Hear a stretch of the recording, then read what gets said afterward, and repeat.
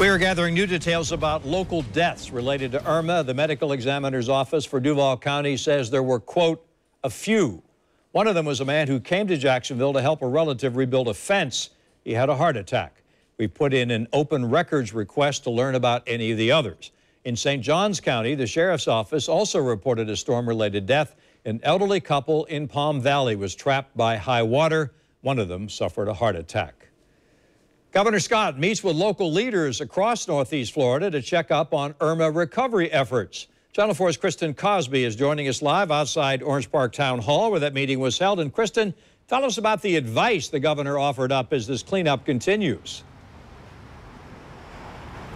Tom, the governor had lots of advice as he listened to local leaders here at the Orange Park Town Hall. He brought up a variety of issues just a few hours ago. Governor Scott met with leaders from Duval, Putnam, and Clay counties. He talked about the focuses of recovery moving forward. Insurance was a big topic.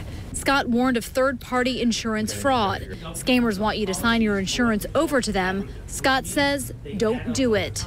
Secondly, if you have damage, the governor reminded everyone, document it, take pictures, protect your property, and call an adjuster, even if it's small. 33,000 people filed claims already with the state citizen insurance, and 70,000 claims are expected.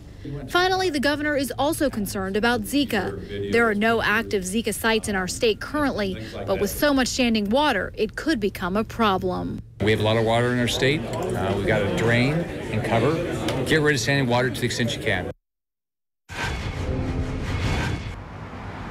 And another concern of Governor Scott is job loss in the state of Florida. So many people's offices were damaged. And another thing he brought up is that Florida is such a big tourism state. Tourists were asked to evacuate. He says that he wants to get the state of Florida cleaned up as quickly as possible to bring those tourism dollars back in and get people who work in that industry back to work. Reporting live in Orange Park, Kristen Cosby, Channel 4, the local station.